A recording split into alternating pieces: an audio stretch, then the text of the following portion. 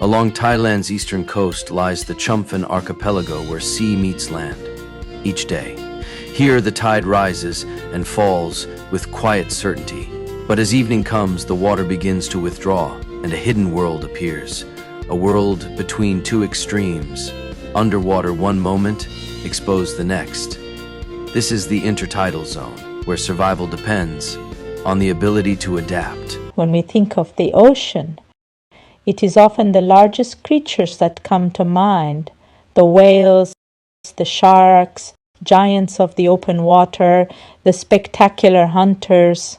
But here, in the shallows, as the tide begins to fall, the most fascinating stories belong to creatures most people never notice. A violet sea snail, Yevheniia, a pelagic drifter living at the ocean's surface.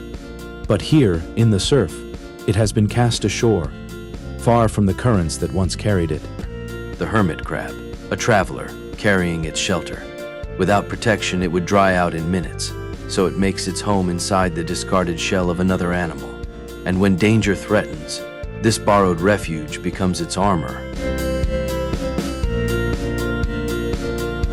Bladderwrack, a seaweed anchored firmly to the rock. Even as the tide retreats, it remains in place, held fast against wind, sun, and drying air. Its tough, flexible body traps moisture within, allowing it to endure hours without the sea. And when the water returns, it rises once more, swaying gently with the current. Beneath the sand, another world lies hidden. Here, polysheet worms move unseen, tunneling through the sediment. As they feed, they recycle the very ground beneath them.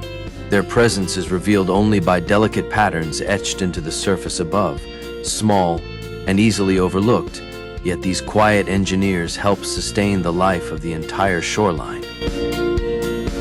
Oysters, survivors of a changing sea. As the tide retreats, they seal their shells, trapping seawater within, protecting themselves from the drying air. But they are not alone here.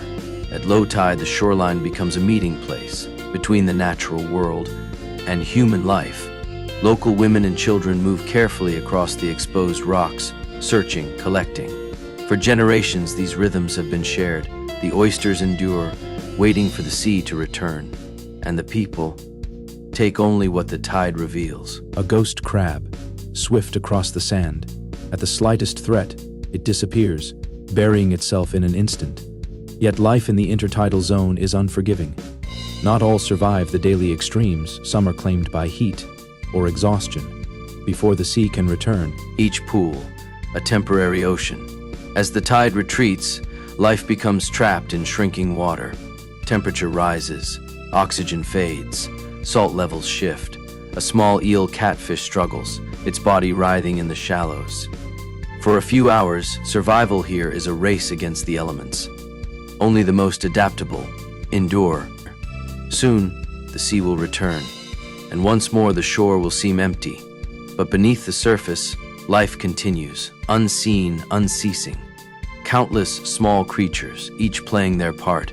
For in the natural world, the greatest stories are often the smallest.